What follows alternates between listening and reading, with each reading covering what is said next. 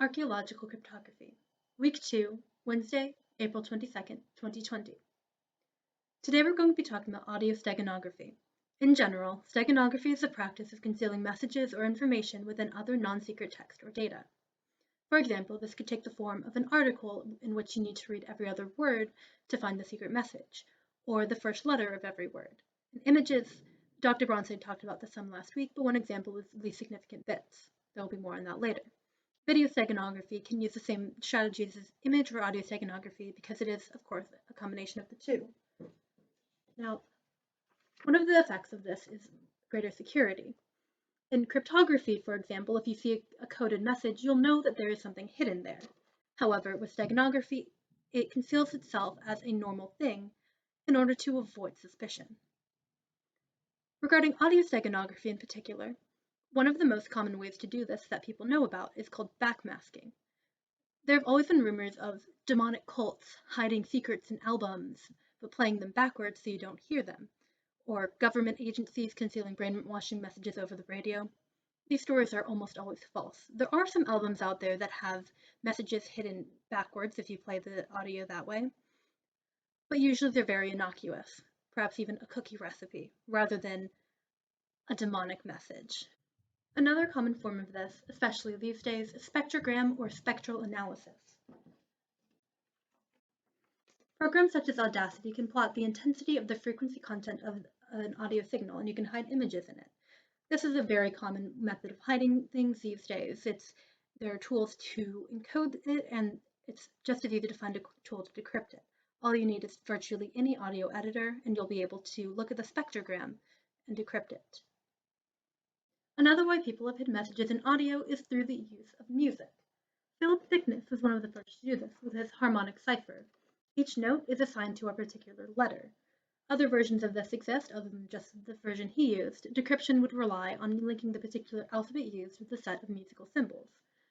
For those of you not well versed in music, it comes on a scale which is linear, and every letter can be assigned to a different note. Then if you have a piece of sheet music, you can decrypt the message from that. Of course, there aren't enough notes to assign every letter to an individual one of them, so quarter notes or half notes, or even rests sometimes, or other musical symbols are used in order to complete the encryption. Of course, ensuring that the sheet music that results from encrypting a particular message conforms to music theory and is orally satisfying is a far more difficult process than simply encrypting something. But if you simply want something that looks like sheet music and isn't going to be handed to a member of a conservatory, for example, it's fairly simple. These are just a few simple forms of audio steganography. There are a lot more computationally complex processes, but you probably won't see them in this class. For example, least significant bit.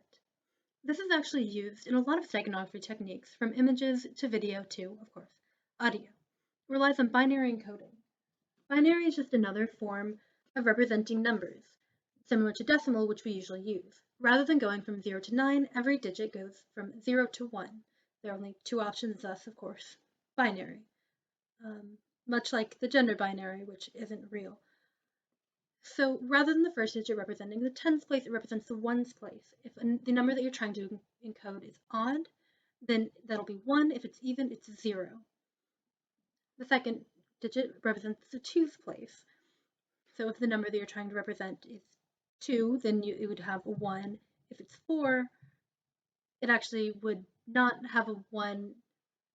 Basically, you find the highest possible digit of binary that you can and make it a 1.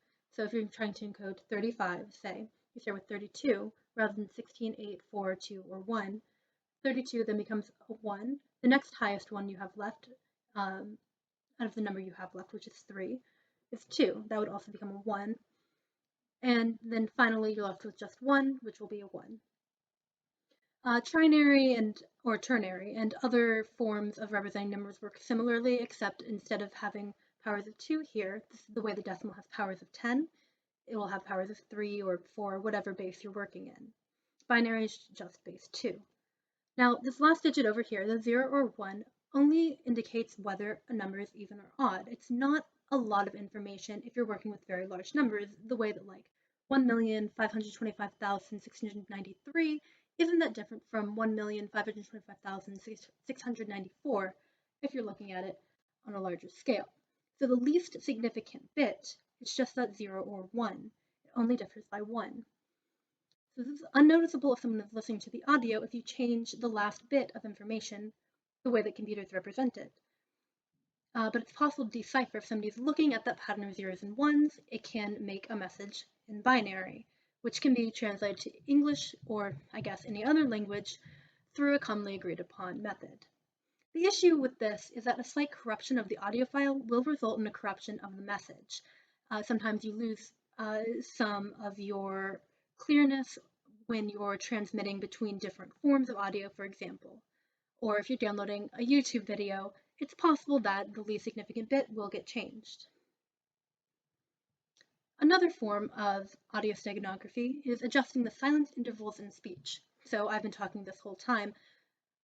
To save you some time, no, there are no hidden messages in the words I'm saying right now. But if I were to go back in and find every moment where I pause between sentences, I could adjust those, make them slightly shorter or slightly longer according to a prearranged pattern. Tone insertion is another one. You can add in hard to hear frequencies quietly enough that only something searching for will be able to find it using an audio program. More options, which are outside the scope of this course, include discrete wavelet transform, phase coding, capsular domain, all-pass digital filters, but we probably won't have time to cover those. In general, this is an illustration of how audio steganography works. You start with your cover audio, encrypt it according to your specific method, send it to the recipient, and they extract it and end up with the hidden message and the cover audio that you started with. If there are any questions, send me an email or sign up for office hours. Good luck with the puzzle set.